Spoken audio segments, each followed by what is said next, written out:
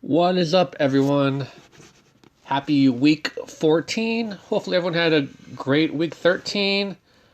Um, well, if you watched my last video and you kind of followed it, it was very profitable, a good profitable week 13.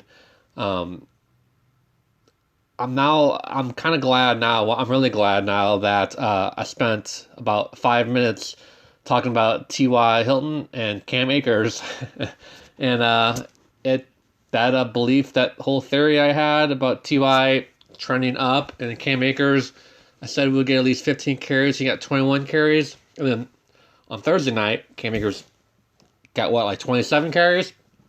So he's really trending up.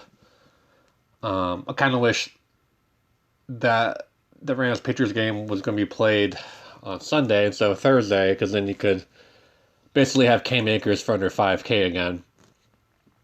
But I have some good gems for you guys today. My favorite stack is not going to be this Chiefs Dolphins. Like, everyone's going to play this Chiefs stack. And I kind of don't understand why. In Miami, the Dolphins have a really good defense, especially at home. And they have probably the top two cornerbacks duo in the league. So we're not going to go there. Plus, they're expensive. But speaking about expensive plays that probably will go under-owned, I like the Seahawks at home. I know they're struggling. I know they're expensive. But if I'm playing in a tournament with 2,000 people, I want to get as much exposure to the Seahawks team. And I know they're struggling, but the Giants have a really good defense now. They're trending up on defense.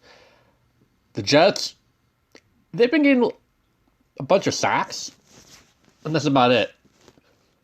But everyone kind of shies away from going up against the Jets because they think it's going to be a blowout, and then the stars will get pulled. But if the Seahawks score 28 points in the first half, that's all you need. That's 4 touchdowns. And unless the only way this backfires is if Chris Carson scores 3 of the 4 touchdowns, or if Russell Wilson throws to David Moore, or the tight ends instead of his main 2 receivers. Now, I really wanted to bring this back with Jameson Crowder, but apparently he got hurt on Thursday at practice, and he didn't play in practice. He didn't participate in practice Friday. So I hate when people get injuries, but it kind of helps. I assume people are going to shift to Perriman, and that's great if Joe Flacco is going to be the quarterback on Sunday. But if Darnold is in there, it's going to be a Braxton Berrios kind of week. I can't even find him. He's so far down this list. Let me search for him. And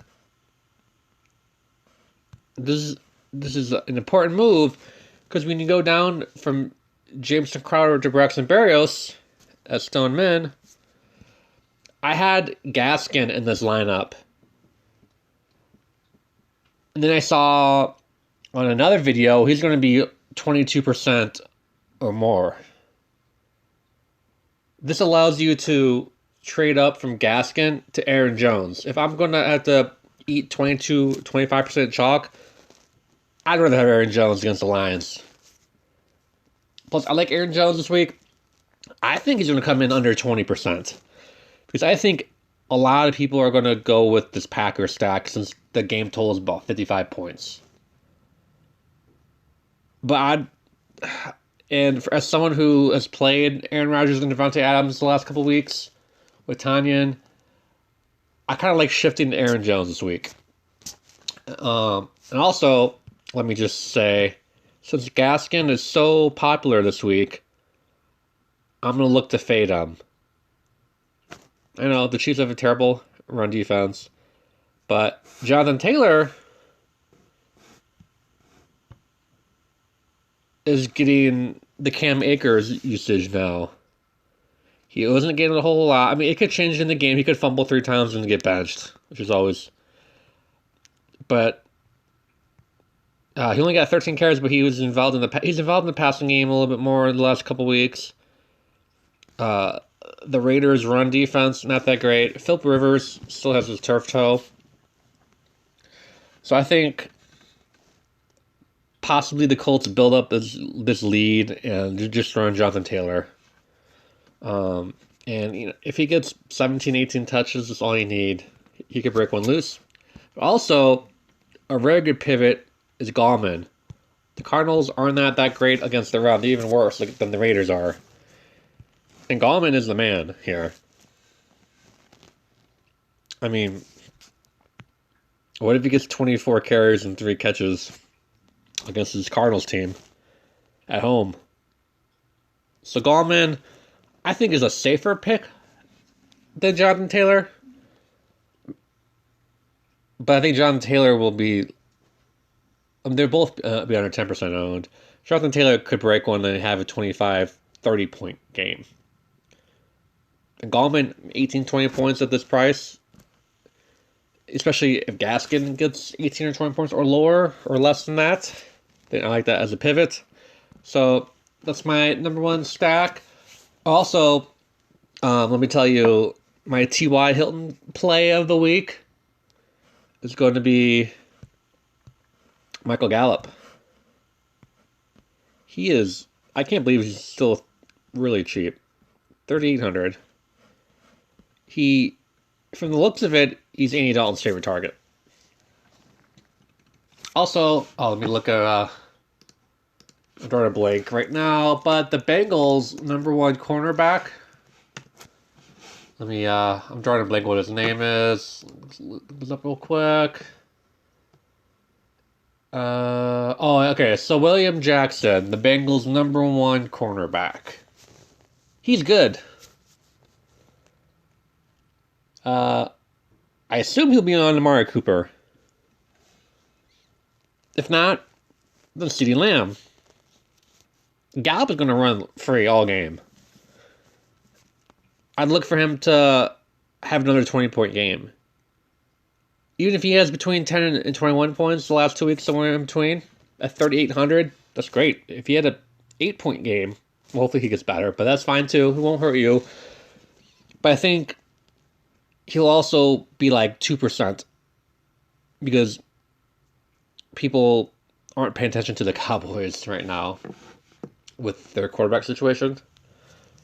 But I wouldn't stack this game, although I also do like Bernard at 5,000 and Zeke at 6,600 could be a nice switch from one of the other top backs. Okay, let's go into my second favorite stack.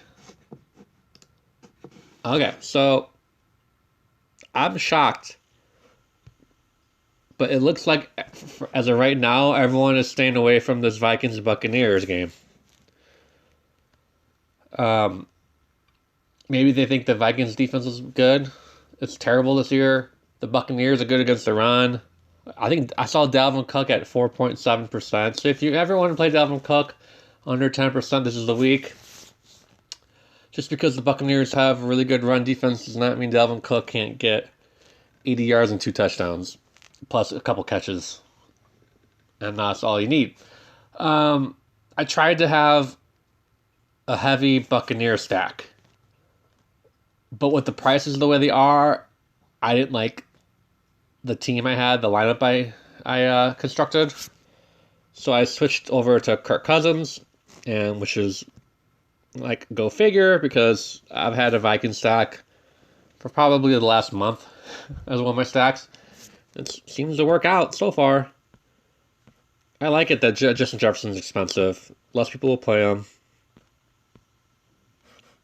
But I like Thielen. Irv Smith is a good punt play at tight end. I think he's like 3,700. I don't know. But let's keep going. So I think a good piece of this game is going to be Ronald Jones, Rojo. I think he's going to be unleashed against this Vikings defense. Kind of how he was against the Panthers a couple weeks ago. And then I do like Mike Evans at 6,600. I like Mike Evans a lot more if Godwin misses. But I think as part of this stack, because we have Rojo already, I think Gronk. I never pay up for tight ends that much. But if I'm going to, it'll be against this Vikings team. And if Gronk gets over 15 points, it'll be money well spent. Plus, it gets rid of the tight end position, which has been ugly. So anytime you can correlate the tight end position, you want to go for that. So this is pretty much a game stack here. Over stack. Like, I would never put this in, like, the Millie contest, of course. But let's say I'm up against 600 people. 2,000 people. 1,500 people. If this game goes for like 70 points, I might be good here. I mean, if the game goes for 70 points combined, I think I would rather have Mike Evans than Gronk. But, I may work out a second stack with Evans, because I know Evans won't be popular. But, let's see. Okay, so there we can go for two ways here. We can go for Eckler. But I think even having a bad week, the Eckler would be popular. This game's got shootout written all over it. The Falcons, one of the best teams against the run right now, but one of the worst against pass catching running backs. But I have Eckler in this stack, of course. But I think it'd be a good move to pivot on another stack and play Keenan Allen. The Falcons are even worse against wide receivers. And Keenan Allen the whole team had a terrible week last week against the Patriots. But I think people are going to forget about Keenan Allen. Like 3 of the last 4 weeks, he's had mediocre weeks. But if you could put, if you have a cheaper stack and you need a receiver, I think Keenan Allen is the way to go. And leading into my next stack, it's a good segue, talking about cheaper stacks. Okay, so I'm thinking I'm going to run out of time here. My third favorite stack, though, is this Trubisky to Montgomery to Allen Robinson. And I even like their tight end Cole Kmet. He's at 2,900.